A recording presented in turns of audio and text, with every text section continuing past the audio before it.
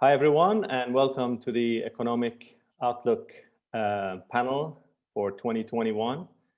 And we have four great speakers in the field of economics. And I'd like to let them introduce themselves briefly and their companies.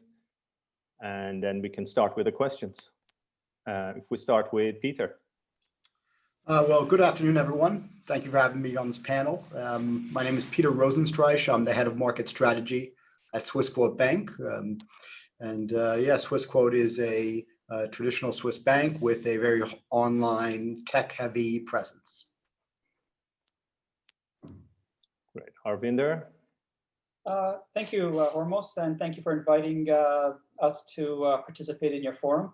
So my name is Harvinder Kalirai. I'm the Chief Global Fixed Income and Currency Strategist at Alpine Macro. We are a top-down global macro strategy firm based in Montreal. Great. And just for the record, I think just to mention, I worked 18 years ago with Harvinder. That was a long time ago, but yeah, it was for a few years at State Street Bank. That's right. Junaid? Yeah, hi, good afternoon to all members and of course the audience as well, wherever you are on the planet. I'm Junaid Anwar, Head of Treasury at the National Bank of Fujairah from the United Arab Emirates. The National Bank of Fujairah is one of the leading FIs in the corporate space within the UAE. It is active in several spheres of business, primarily in areas such as precious metals and diamonds, energy and marine, and in the commercial banking space. Great. Yeah, so we are sitting in Dubai, Junaid and I, and Peter, you're sitting in Switzerland, right? Yeah, Geneva. Great. And Harvinder in Montreal, right? That's right. Great. So let's start with the first question, which is, 2020, what a year. How will the recovery look like in terms of next year? And what needs to happen for things to get better? Peter. Yeah, well, I mean, you're absolutely right. 2020 was a bombshell of a year. I remember this time last year finishing up our annual market call, looking for everything to be quite sort of consider the Goldilocks conditions. We expected growth to remain strong, and easing would sort of help risk taking, and the Fed would continue raising rates, and obviously everything sort of went upside down. I wouldn't say right when we released it, but couldn't have been more than 2 months afterwards. It was obsolete. So this time of year, I always get a little bit nervous, especially about forecasting something as sort of critical and sort of uncertain as 2021. But there are sort of bright spots. There are things that I think that make sense. We have a little bit of a blueprint being created over in Asia. We have good news coming out in terms of the biopharmaceutical sector with the vaccines, which is sort of changing the expectations and creating a bright spot, which we can sort of work off of. So for us, we're going to see sort of like a choppy W, V-shaped type of recovery. We believe for the next few months, economic data as a whole will continue to sort of limp forward. Things like Asia, China, and India will continue to sort of drive this global recovery. But by the end of Q1, the vaccination should be sort of widely distributed. And more importantly, the expectation that COVID is no longer going to be a dominant force when it comes to defining economic activity will really allow economies to start coming back quite effectively. We expect roughly, say 6.6% GDP growth in emerging markets and about 4% growth in developed countries. We especially believe that the pent-up demand, the strong savings rates that we saw grow over the COVID period in the US and lesser so, but still an extent in Europe, will really start hitting the market. Supply chains for businesses and households will continue to sort of drive economic activity. It will be a very dynamic time. But overall, we do believe, with a little bit of help of sort of the ultra loose monetary and fiscal stimulus, that 2001 is going to show very strong economic activity. Yeah, that's great. Did you say 6% growth for emerging markets expected for next year? Yeah, in China and India, happy to discuss more about that, but we think they're really sort of the bright spot and will lead the global recovery. They already have started setting the groundwork, but they'll continue for the first half of 2021. But yeah, 6% isn't something spectacular coming out of a downturn, right? It's Agreed. Just a normal kind of growth that you would almost expect. I think it's a conservative number, and I think it's going to be an uneven recovery. Correct, it's not 8, 12, or even higher for emerging markets, but it's going to be strong. It's going to be stable, and I still think this is a relatively good number considering what we're dealing with on the first half of 2021. Great, Harvinder. Yeah, I'm largely in agreement with Peter. The term that we're using to describe the global economy next year is that we're heading towards a global boom. 3 factors are going to conspire to do this. Of course, the catalyst is going to be the vaccine. And then you have this huge buildup of pent-up demand that's going to be released and probably supercharged by the continued accommodative monetary and fiscal policies. Policymakers are not taking the punch bowl away anytime soon. The Fed has said it's not going to raise interest rates until 2024. The ECB is still easing policy. Fiscal spigots are going to be open. China's credit impulse is still quite strong. So we think the conditions actually are in place for a global boom. It's going to be a weak start to the year, of course. In the Northern Hemisphere, we still have the virus is increasing. So Q1 could be quite soft.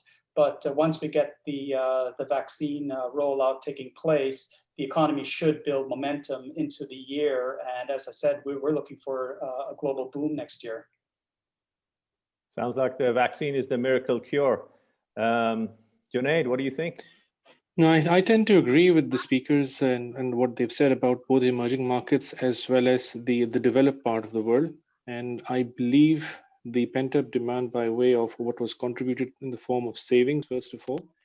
And then, of course, the ultra-loose monetary policy means that they are the right catalyst that would be needed to boost or supercharge that recovery, which everyone wants to have as early as possible. And as I've said, we may have like a stop-start to Q1. There will be pockets which will perform exceedingly well, and there'll be others which will lag behind. And probably we will see uptake in those areas in the latter half of Q2. And when I say the ones which will lag behind, you can look at areas like travel and tourism, because the way the vaccine would go about being distributed in different parts of the world is a combination of various factors, government policies, logistics, etc. So the last sector that I feel will be the beneficiary of this particular boom perhaps could be travel and tourism. And when we reach some sort of an equilibrium across the planet, is then you will see that if you were to draw a curve of various economic zones across the earth, then you would find, okay, the developed part of the world is doing somewhere in the vicinity of 2.8 to 4%, and the emerging markets are doing perhaps in the zone of about 5.5 to even 6.5%. You have to realize the economies like, especially China, would not be able to replicate the growth it had given in the previous decade of 9%, 10%, 11%. It's a mature economy that got hit with COVID. Yeah, so progressively speaking, going forward into the next 10 years, you would find growth rates in China moving more towards the 4.5 to 5.5% range. And at one stage in the very distant future would be mimicking something like a developed market economy that's in the 2.5 to 3.5% range. But yes, there will be a lot of expectations going into 2021, positive expectations, which is good. So people are no longer contemplating the fact that the planet or major economic sectors go into a recession or a prolonged stagnation, as we've seen in the first, let's say in the first and second quarter, or even now in the final quarter of the year.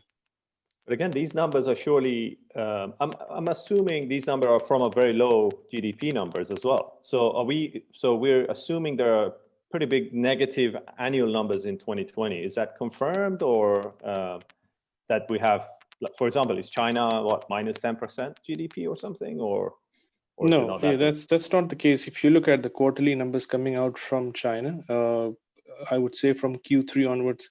So if we were to mirror or relate the year in the context of annualized GDP, I think that would be a misnomer, because on an annualized front, there would be no comparison. The earliest comparison you could perhaps make is going back to the Great Depression on relative terms, because in the previous years, you did not have COVID or anything the equivalent of COVID. So you would have to take the measure of a quarter to quarter versus quarter growth, and the fact that you are coming out from a COVID environment and going into what will be a post-COVID-19 world. Yeah, Peter, I mean, what I'm after a little bit is, so do we have negative numbers? Are we going to be back to these same GDP numbers in a year or two? No, or are we going to wait 5 years before we even say, okay, we're back to where we were? I think places like India and China will really lead the recovery back. They've already set the stage. We're probably going to see roughly, say, 2% GDP for China for 2020, and it'll probably go as high as maybe 9% in 2021. Anywhere from sort of 5 to 9%. But those are significantly higher than sort of where we were pre-COVID. So a 3% GDP increase, as Junaid said, it may not sound like a lot, but for a developing or developed economy like China, and with the size of China, that 3% is an extraordinarily large number. So it may take places like the U.S. to take to sort of get back to sort of pre-COVID strength. Europe maybe take a little bit longer, but with the help of these emerging markets and really sort of firing on all cylinders, globally things should improve significantly starting Q1 2021. Yeah. So Harvinder, like, just to clarify very briefly, so we haven't had any country who had positive growth, I'm assuming, in this year. Maybe somewhere like Sweden. China's had a positive growth. It's going to have positive growth this year. Yeah. Okay, that's incredible, huh? Yep. Sometimes China's numbers are incredible. We have to. Let's just say that also. Year 2020, a virus starts in Wuhan, it decimates the world. Do you think China, so we think China is going to have a growth this year? China will have positive growth this year. Small positive, it's not the typical, 5 to 6% growth rates, but very low single digits. It'll be positive. China's going to surpass the pre-COVID peak in the level of GDP by early next year. It's all my Amazon shopping, isn't it? It's all because of that. So China, any other country that's grown this year, or is it pretty much just China? There might be some small ones, but of the majors, China's probably the only one. Just a point to clarify, the growth and the economy outlook. There's three things that need to be reconciled. The first is growth rates. Growth rates are going to look spectacular next year just because we're coming off of a very low base. The second thing is that even with those rapid growth rates, it's going to take a while before, except for China, for these economies to get back to the pre-COVID levels of GDP.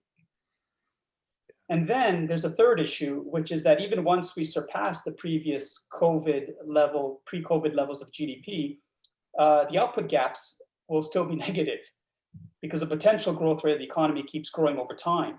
So these are three things that will take place over time.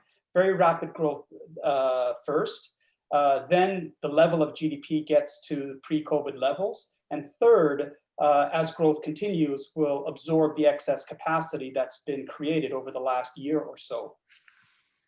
So the year of catch up, the next couple of years, we just catch up. Peter? And clearly, I mean, there's also, I think, one more piece, which is there are sort of zombie companies out in the economies that are working and are producing, and they will sort of survive sort of longer due to this sort of stimulus, this economic adrenaline shot that we'll get in 2021 as sort of businesses come roaring back but at the end of the day, they're probably not existing on much more than cheap funding. And as we saw in China with the defaults, I think we will continue to see this behavior throughout 2021. And I think it's something that we're going to have to watch out for, as well as sort of the economy normalizes, and those companies that are existing sort of in a strange sort of economic state no longer can survive. How much money was printed? I mean, there's a lot of printing. Is there a measure of how much in terms of like, how much was pumped in, like in terms of? I mean, maybe Junaid has a better number offhand. He sounds like he's straight in the mix in the Treasury side. So, he may be a better gentleman than myself. Yeah, Junaid. So how much money was printed in US or China, or do we have some numbers? I mean, again, we need to distinguish here, although the reference term that's always used to support initiatives launched by monetary agencies is printing of money. Actually, quantitative easing does not necessarily mean that you actually end up flooding your economy with that much of cash. Otherwise, you would see that quantum of cash with individuals and companies on the street. And that doesn't happen. What tends to happen is there is a declaration of policy by the government that we will support the economy, and they do, using various instruments, but largely that support or the liquidity is parked with the financial institutions, and then the onus is on the financial institutions to make the necessary channels so that that cash or liquidity finds its way to the end user. By the end user, I mean the companies and individuals. And what tends to happen, even if you go back to 2008, is that when these institutions are given that quantum of cash, be it 4 trillion or $3 trillion, that cash does not necessarily, again, end with the end customer. It largely stays on the balance sheet of those banks because the banks are hesitant in letting out that credit so easily. They are not fully sure or confident that what is that individual, is that company going to be creditworthy enough to repay the debt that they're now going to issue. The support that's been given out, for instance, in the US in the vicinity of about 3.5 to 4 trillion, ECB numbers are still to be released, but what I understood from what we've seen in the first 2 quarters of the year was between 1.2 to 1.5 trillion euros. We haven't seen the numbers given out by China or by some of the other Far East nations. So we have a handle on what the ECB has done on Canada, on Japan, on the United States, but some of the other economic zones, numbers are not out yet. By and large, commitments made of monetary stimuli, along with it a reduction in rates as and when possible, depending upon which nation you're looking at. But the biggest drawdown on growth has been the fact that the institutions who have the onus then to lend the credit on to the end customer are frightened, they're afraid of, in this sort of environment, to lending out that sort of liquidity onward to an individual or firm whose creditworthiness would be in doubt at a certain point in the future. So you end up with a situation where the cash lies with the banks, and eventually this cash has to find a home because you need to earn a yield on it, and that money goes into fixed income. So you've seen a huge rally in fixed income instruments. So if you were to ask a question that is there a market that's been priced to perfection or even imperfection in some ways, it's the fixed income market globally. You look at how investment grade, where it's positioned. If you look at emerging market debt and the price at which debt through the DCM channel is being raised on 10-year, 20-year, 30-year, 50-year credit, it doesn't appear rational. It's too fine, and the credit spreads there are not actually reflecting the actual credit risk which is inherent in many parts of the world. Harvinder, do we have any numbers on North America, for example? Like, is trillions being pushed out, right? Yeah, the Fed's balance sheet has gone from about 4 trillion before the pandemic to about 7 trillion now. So the Fed's expanded its balance sheet by 3 trillion. The 4 biggest central banks in the world, the Fed, the ECB, the BOJ, and the PBOC, the People's Bank of China, combined have increased their balance sheet by about $8 trillion since the pandemic struck. That's just until now. Yeah, up till now. So that's the four biggest one. And if you include some of the minor central banks, Bank of England, SNB, Australia, Canada, other emerging markets, you could be looking at close to 10 trillion in expansion of global central bank balance sheets. But that's a lot of money, even per person, per capita globally. Of course, Junaid is right. Like this liquidity has been created. It's showing up as excess reserves. So it's sitting really on the bank's balance sheets. It's not going to hit the economy overnight, but as the recovery gains momentum, so these companies or banks that have been hesitant to lend because they're not sure what's going to happen in the future, but once you start to see economic conditions improving, the vaccines being rolled out, animal spirits come back.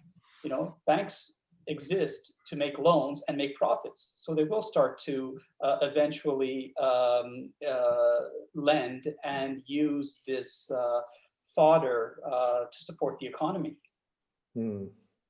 Okay, Peter. So in terms of, so we're in a year, the gloomiest year ever. And then a couple of weeks ago, I was looking at, the unemployment stories and all that stuff, people losing jobs here in UAE, of course, the airlines. And then you hear that you have record stock markets and incredible numbers from various things happening. How does that work? How is it possible to have record numbers like that? So first of all, you have to, just go back to the last statement about $10 trillion. Yes, that's on some of that may be stored in balance sheets, but it is also being used as margin for risk taking. And you see it very clearly in the recent IPOs by DoorDash and Airbnb. There is risk taking is now at the animal spirits level. And so there's a few sort of rational and irrational reasons why we are in the position we are now. First is that, stock prices generally reflect sort of expectations of future profits. So while right now we are sitting on sort of rising COVID numbers and uncertainty about the release of the vaccine and sort of the short-term economic impacts of COVID and unemployment, people are looking and pricing in, 8-12 months down the line. So that's the first thing that I would say. And second of all is that when you talk about the central banks and governments, you're talking about interest rates that are expected to continue to fall, ultra low interest rates globally. You're seeing Greek debt and peripheral European debt at a lower price than US. We are really in unprecedented levels, and nothing is expected to change for the next few years. There is some percolation, some thoughts about inflation rising, but I still think that most central banks will let their inflation targets go to keep interest rates extremely low. And this means that yield searching behavior is not going to be content with just sitting in some negative interest rate, negative yielding Swiss debt, or they're going to find yield, and it's going to be either dividend payment in Procter & Gamble or emerging market debt. So it is out hunting yield. And the other thing is, I think it's interesting to talk about when we talk about sort of the performance in equity markets. We generally talk about sort of major indexes, the S&P, the Dow, the FTSEs, and those are generally dominated by a few large companies. So, these companies are good at hoovering up growth globally, but they really don't drive the economy. It's the smaller and mid-sized companies. And these companies, are starting to improve. We're seeing the Russell 3000 continue to do well in the last few months, outperform things like the NASDAQ, but it's now playing catch up. So, I think we sort of have to take the benchmark economic or sort of equity data with a little bit of, hesitation and a little grain of salt to say that, everything is not outperforming. It is a few major companies. So those are the reasons I think that a rational investor would look at. But, you have to always go back to, the effects of extreme monetary policy and fiscal easing as a primary determinant for risk prices. Yeah, Harvinder. So this record stock markets. Absolutely, I think Peter's right. Two things are at play. It's expectations. Markets don't care about what's happening today. They care about what's going to happen 12 to 18 months. So we know it's going to be a very dark winter, but the vaccine is coming. Profits are going to pick up. So it's all about expectations. And second, it's about the policy support. The flooding of liquidity in the financial system and the low interest rates or negative interest rates in many cases, fostering this move out the risk spectrum. But as Peter said, it's not a uniform market. So we have a lot of pockets of mania. Yes, some other sectors have started to roll the corner, but they're nowhere near as frothy as the big names. Yeah. So and Junaid, on top of that, so we're going to have low interest rates for a long time. Huh? That's what you guys expect. Absolutely. Fed said at least until 2024, zero, probably longer, and ECB's negative in terms of market pricing to the end of the decade. Junaid, what do you think? Negative for a few in years. In my background, you'll hear the call 5 years of growth at a nearby mosque, so because mosques recently opened up here, so it's a blessing for those who go and pray. As it was said by my panelists here, I tend to agree. I mean, when you have excess liquidity provided by the institution that has the mandate to regulate liquidity in the market, so those who have the tendency to take risk in the market find that there is a free ride. And as long as the corporate earnings do not disappoint and the market sentiment remains positive, the closer the time horizon to a vaccine, and that's already there. So you only further add momentum, or you inject that adrenaline into the markets even more. Because the big concern in each quarter going into the close of the year was that you may run into a certain period where corporate earnings start disappointing, you do not have a vaccine around the corner, and then the stock market goes into a major correction, which could worsen even more. But that hasn't happened. I remember over Q2 that various panels and forums which I attended and also participated in, that there was a perception that there would not be a vaccine available in 18 months' time, and you're looking at a 2-year horizon based on the traditional methods of introducing a vaccine for any particular virus. Now, that hasn't transpired. You do have, at least for now, a few vaccines that appear to be meeting the purpose and the objective. And at the same time, the key indices, that were highlighted before, haven't disappointed as far as corporate earnings are concerned. So combine the two, you get, for the average investor, the right reason why I should be, staying long. And if the opportunity provides again, I'll add to my position even further. And when the same measures, which in any normal economy would tend to force me to liquidate my stocks, I will. Do I see them on the horizon? No. The only big question to ask, and that's the source of your question, is, are the markets priced to perfection? Where you have Tesla going up north of 800% in a single year. I mean, you're forced to ask yourself the rational question, like, is this real? I mean, something, or DoorDash that was mentioned earlier, going up from a launch price of 102 to 195. Tesla's a big one. Tesla for me is a big one, because when oil is so low, usually you go, okay, normal cars are cheaper to run. And so that's not a good year for electric cars when oil is going down very much towards zero.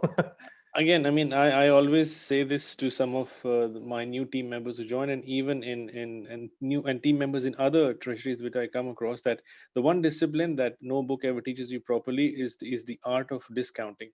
So you can go to the best universities in the world and the colleges in the world, and they will not be able to teach you how finely you can discount factors going into the future. And discounting is what governs all these markets: fixed income, FX, equities, commodities. So when you talk about Tesla, the future projection of what this company can do going forward into 10, 20 years has been discounted to the present. And the price goes up 100, 200, 300, 400%. The same logic and notion being applied in most of the key stocks that people tend to follow. And you have this juggernaut that we've seen for the better part of this year.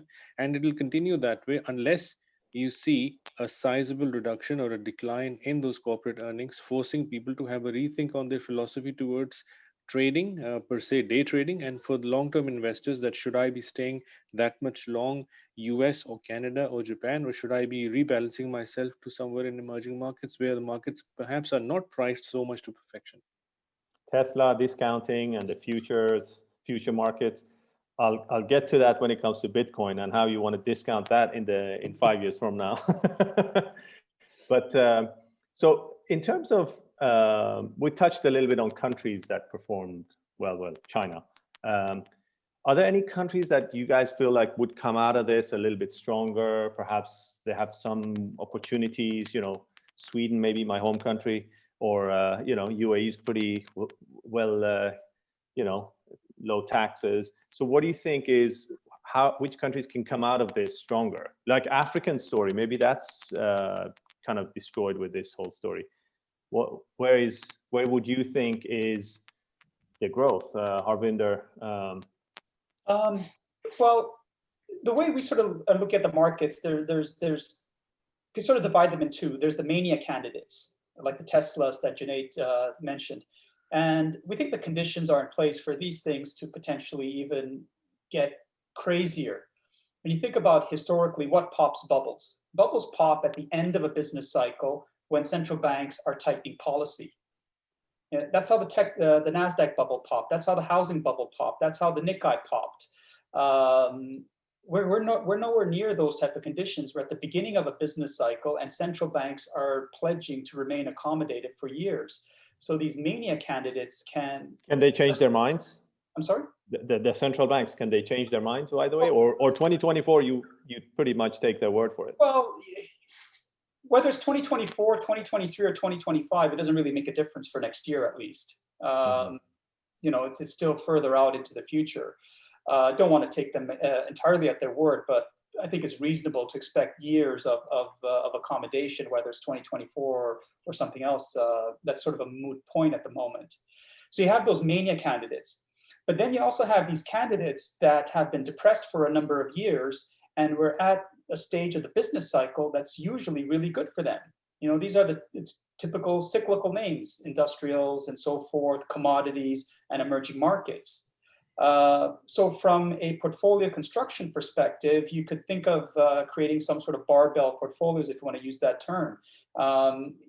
You can still keep exposure to these mania candidates that can continue to get crazier and crazier on the back of the policy support. But at the same time, you want to start shifting your portfolio into these undervalued cyclical stocks like emerging markets that do very well at this stage of the business cycle, especially when the dollar is also under pressure.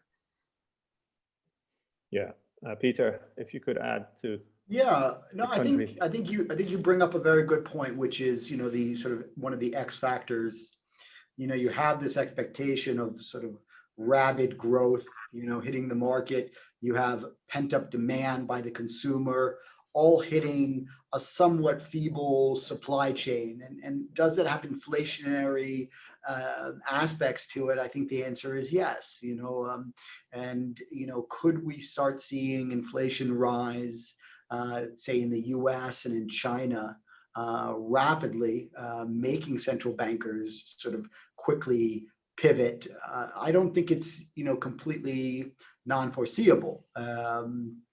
Maybe not in Europe, but in other places, we could see a pivot in at least the tone of the central bankers, and I think that's something that investors need to watch out. As we just heard, bubbles don't die of old age. They're usually killed by central banks. So we need to watch and hear the language and make sure that, they don't turn very quickly. And I think that's a big issue that we're going to be watching out for in 2021. So which countries, Junaid, would you say, would you think, or you don't look at countries either, you look at sectors more, like this is such a global story that you don't even think Sweden, UAE, Canada, or other countries that are more favorable? I think if I begin in the context of a nation or a zone, then I think China and India, as I was highlighted earlier, are the places to be in from an investment perspective. So if someone's heavily invested in the Northern Hemisphere, when I say Northern Hemisphere, I'm predominantly Canada and the US, maybe they need to rebalance their portfolio and take some of the profits off the table and redeploy them in markets which are still to ride the curve over the next 8 to 9 months. and then revisit these same sectors again in the US at a latter part of next year. Within the European zone, I would, or rather slightly out of the European zone, I would look at Sweden as another market to invest in, although they're coming under some flack right now for their flawed policy on COVID. But they have the amount of strides they have made in the tech space compared to some of the other counterparts within the EU is a place to be in. And Norway is another one that comes to mind. So on the East Asia side, you're looking at Japan, Indonesia, China, and India are the markets to focus on from a less from a credit perspective and more so from an equity perspective. And economies such as Sweden and Norway could be other potential markets to look upon, both from credit as well as an equity perspective.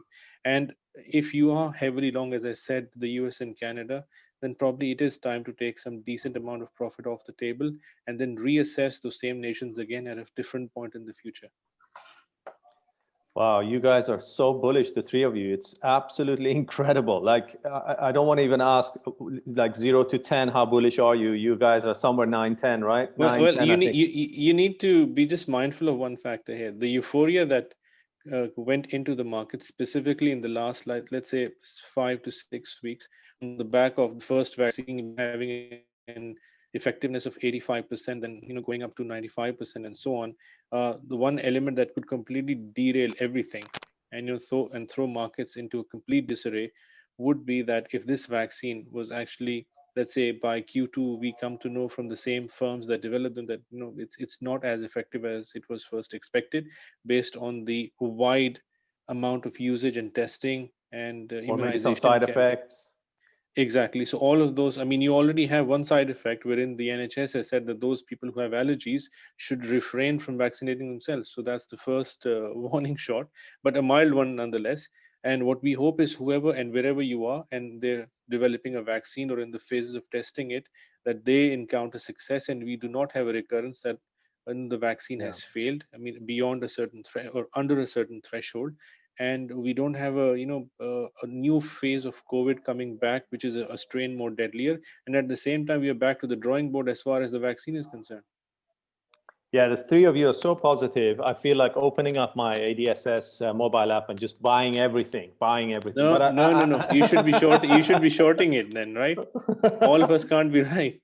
Yeah, I don't know. No, but I mean, no. I actually have to say, I'm sure there are people out there who are negative on certain aspects. I mean, the inflation story is still an issue for me in terms of, like, all this is happening. Surely inflation numbers, Harvinder, like inflation on, I don't know, wages, things that we're going to buy, cars, are we going to have inflation? Is that surely, I know you've done pieces. I've always asked you, every few years I ask you, where is that inflation document you wrote? So inflation, tell me about inflation. So this is when prices go up, basics, right? Inflation, prices go up, it's not good, right? Yeah, so the fundamental reason you need inflation is that demand has to exceed supply. You have to have conditions of excess demand. And we don't have that. Yes, we're going to have these stellar growth rates next year, but we're coming off a very low base, and output gaps, which measure the slack in the economy, are wide. They're going to be huge. It's going to take years before these output gaps get closed, before we get back to full employment. And just think about how the US economy ended the last cycle. We ended with a 3.5% unemployment rate, and inflation was still below target. So that sort of tells you, like how much scope there is for this cycle to continue before we get to the point where inflationary pressures become prevalent. So we need to close the output gap first. Once we've closed the output gap, central banks stay accommodative, create conditions of excess demand, and that's when inflation begins to pick up. I think it will happen with the Fed shifting its mandate to this average inflation target, but I think it's still several years into the future. Yeah, and I speak from experience too. Like I think back to after the GFC, 2007, 2008, and I was looking at stuff that you mentioned, this so-called money printing and so forth. My God, this is going to be inflationary. But of course, it never happened. And one of the reasons why it didn't happen was that it took so long to absorb the excess capacity. We also had obviously a broke banking system that wasn't extending credit. We don't have that condition at the moment, but we still have a lot of slack that needs to be absorbed before we can really talk about sustainable inflation. Yeah, inflation for me was that in 2007-8 was weird when they said, look, we can't create inflation. We've tried everything. We can't get inflation. And I felt like, well, just remove taxes or pump, increase pensions for elderly, or there must be easy ways to helicopter money and create inflation, right? I think it's important just to take a step back, I think, and realize that I think the world is going to come out of this COVID situation with a slightly different mindset than they did in other past sort of economic crises. And I think, people's view on the world and the way they look at it and how they engage in it, I think may substantially shift. And the idea that they should more live in the now, they should more care about the environment. We see ESG investments increasing substantially, may mean that the priorities of the past may not sort of continue. So will there be tightness in labor markets? Maybe, because the people that should be joining the labor market sooner or dropping out later are now compressing these decisions. They don't want to, at 50, 55, go back into the workforce so quickly. And, and being 20 something, do they want to jump into some job that they're not happy with? So I would be, spending, how much they have to save. This is an open question. Before it was 6 months. Is that going to increase? Is that going to decrease? I think a lot of these behaviors of the consumer are going to change, and that's going to be really the X factor. What if we have a big inflation? What if the numbers come out and we start having inflation? Yeah, I don't think it's 4-5%. Again, we just saw we are seeing inflation in the U.S. Tick marginally higher. By most, I'm not an economist, but by I think most data, we should not be seeing inflation in the U.S., but yet there it is. And so I think this is one thing that I know people are saying, well, there's so much liquidity, there's not enough demand, but I think there are sort of contexts which inflation does rise. Yeah, Junaid, inflation. Yeah. Again, I just anchor back to the point I had made earlier when the discussion began, that when you have ultra loose monetary policy, the funds are given to the commercial banks to make their way to the end customer. And the tendency among those banks is not to easily lend that cash, that billions and trillions of dollars, so easily onto the street. So what are you guys doing? What are you guys doing with the cash? The cash, Banks. by and large, with most banks, is that it tries to find the safest home that it can find. And that safest home in the most uncertain of times ends up being the bond market. And within the bond market, everyone runs for investment grade and sovereign issuances. So whatever qualifies in that category is where the bulk of that money goes in. And the average person is then left to or looking forward to subsidies from the government in terms of their participation in paying the wage bill, be it 40% or 50% of whatever that quantum might be. And that's the savings pool that's created for that individual. And it's not that the bank has given the individual the money that you can use for your discretionary and core needs. So you do not find that inflation that everyone expects out there on the street. Same thing happened post GFC world, and same thing is happening now, because the money remains with those banks, and when conditions improve, that money is returned back to the central bank. Thank you very much. The liquidity conditions have stabilized. The excess liquidity from our side is not required. So if you look at the GFC situation, the money given to the core banks in the US was given back by those banks back to the Fed. Harvinder, it sounds like governments print money, or people print money or push money out, and then people buy government bonds with it. It doesn't sound like a... Well, that's what the banks are doing, absolutely. There's one scenario where you could get inflation coming a lot sooner. It's that if the pandemic led to a significant destruction on the supply side of the economy. Businesses Production. are gone out, capital is being destroyed.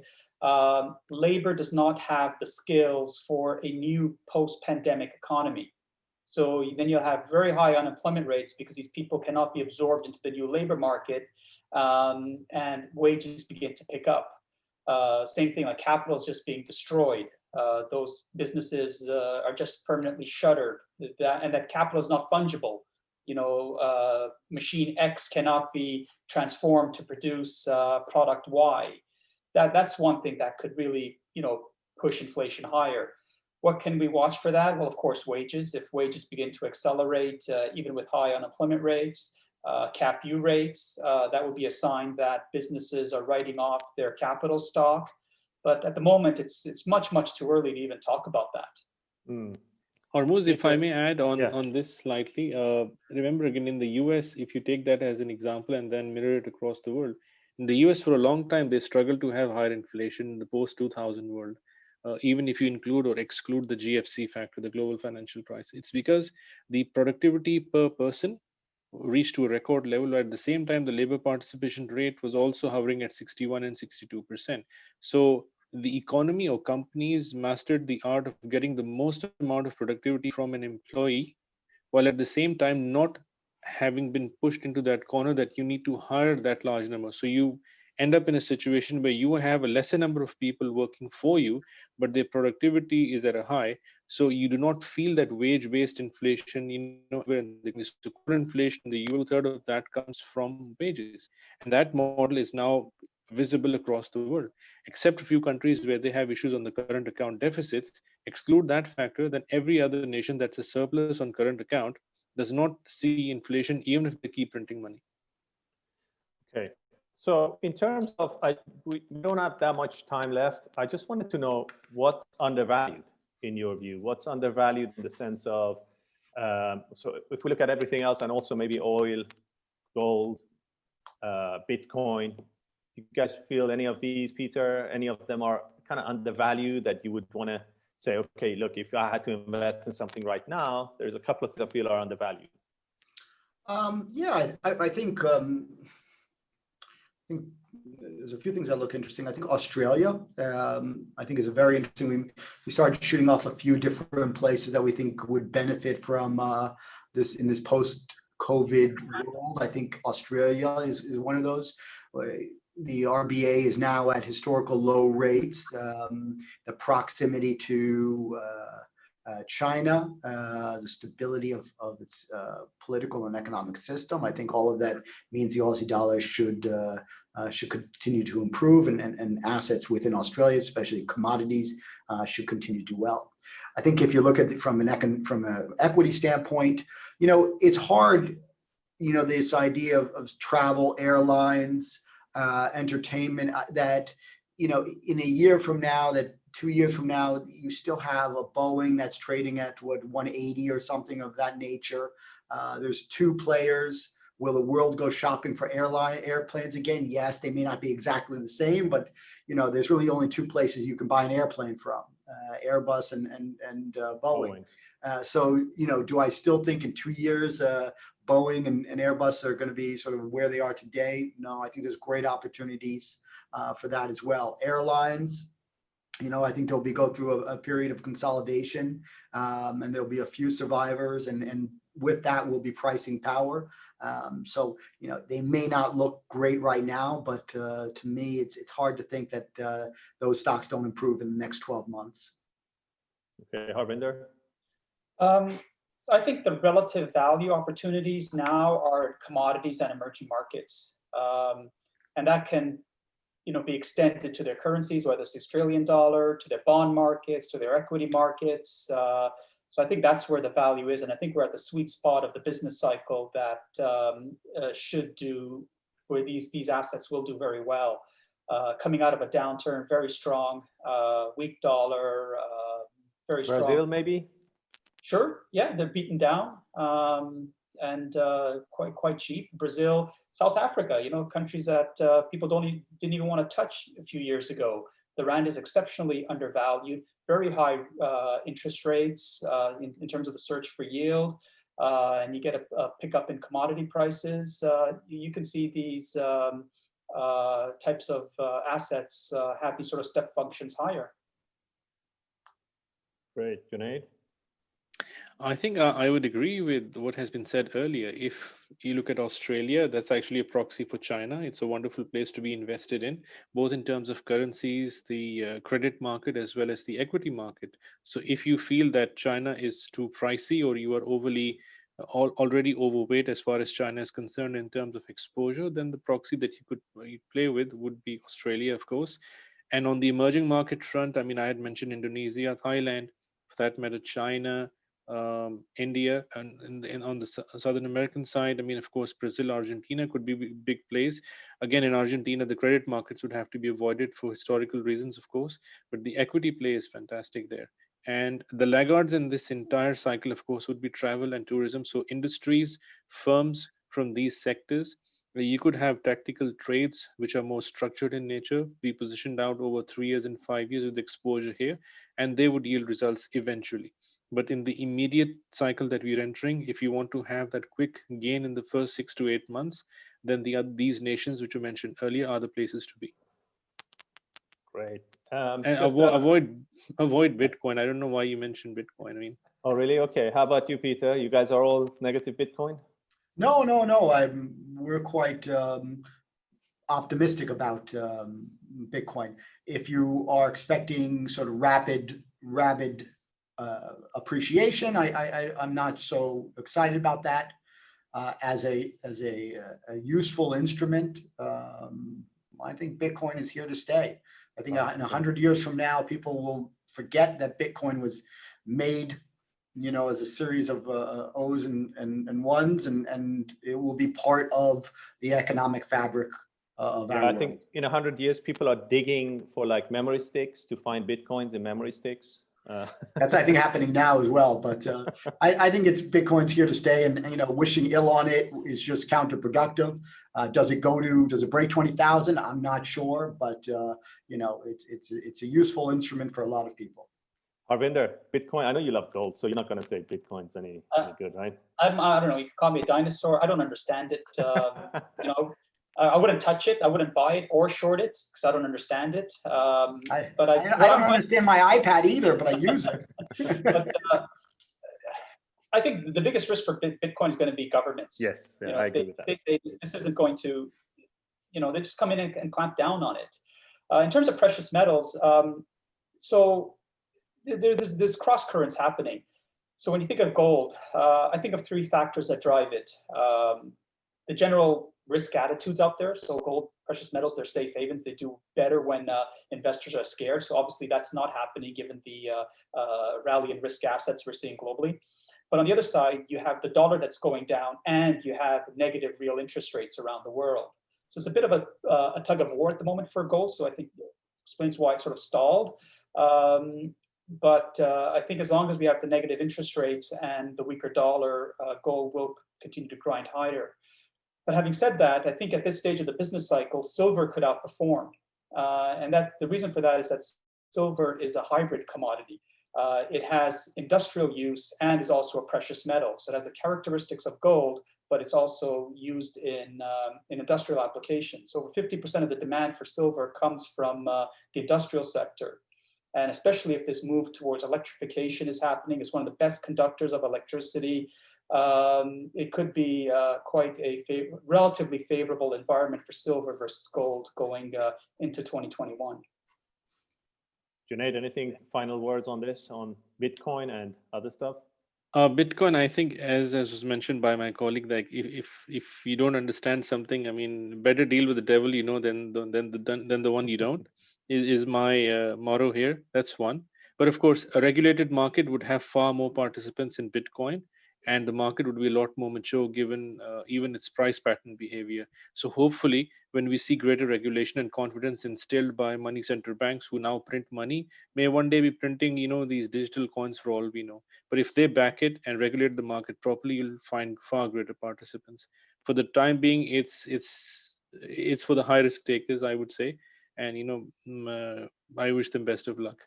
On precious metals, I mean, I would tend to agree that the rapid rise that we saw in bullion in that Q1, Q2 period might not replicate the same sort of performance in 2021. But as long as you have an orderly depreciation of the US dollar, coupled with real negative interest rates, you'll find that slowly but gradually gold will edge higher and try to at least register a new high in Q1 of next year, and then potentially mathematically challenge a number somewhere closer to 2,300. Great. Gentlemen, I think we're out of time. So thank you very much, Harvinder, Junaid, and Peter. Thank you. Thank you. Thank you. Thank you, one and all. Thank you so Have a much. great new year. Pleasure. Thank you. Happy So I New Year think- to everyone. Thank you.